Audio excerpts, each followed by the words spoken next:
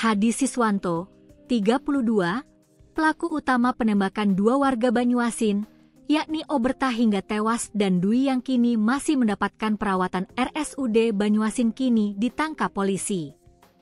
Ia ditangkap bersama dua rekannya Indra Gunawan, 36, dan Dwi Seftiadi Permana sore. Di hadapan petugas, Hadi ngaku nekat melakukan aksinya karena kesal terhadap korban. Menurut pelaku Hadi, saat sedang menunggu antrean di SPBU Desa Limau, kondisi antrean bercabang dua. Ketika kendaraan maju, ia berupaya ikut memajukan kendaraannya. Saat maju, pertama saya dilarang dan malah menyuruh mobil angkot yang maju. Aku mengalah dan mau masuk lagi, tetapi tidak disuruh, jadi ribut, kata pelaku Hadi saat press rilis di Mapolres Banyuasin, Rabu, 22 Oktober 2025. Cekcok tak berhenti sampai di situ. Hadi mengejar korban hingga di Desa Tanjung Agung. Saat bertemu, menurut pelaku mereka sudah ditunggu 3 orang. Ada yang membawa kayu dan ada yang membawa obeng. Sempat terjadi keributan dan merasa kalah tenaga, sehingga Hadi mengaku mengambil senpi yang disimpannya di dalam mobil.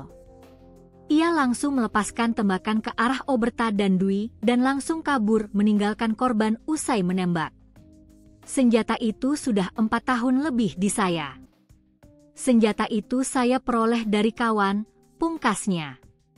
Sementara menurut Kapolres Banyuasin AKBP Ruri Prasetyo menuturkan, penangkapan ketiga pelaku 3 jam setelah kejadian.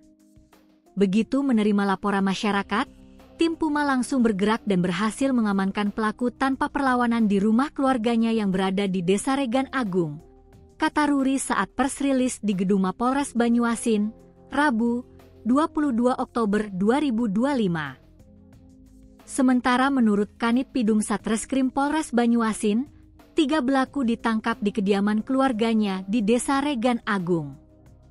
Bersama pelaku turut juga diamankan mobil Innova Bank 1719 bersama senpi jenis revolver yang digunakan pelaku Hadi Siswanto untuk menembak kedua korban.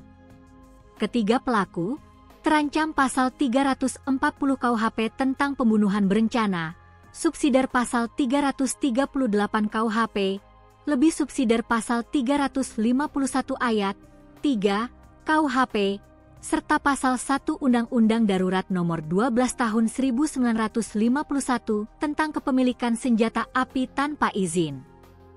Ancaman hukumannya maksimal pidana mati atau penjara seumur hidup. Kami mengajak masyarakat untuk menyelesaikan persoalan secara damai, bukan dengan kekerasan. Kepemilikan senjata api tanpa izin juga akan kami tindak tegas, pungkas Ruri.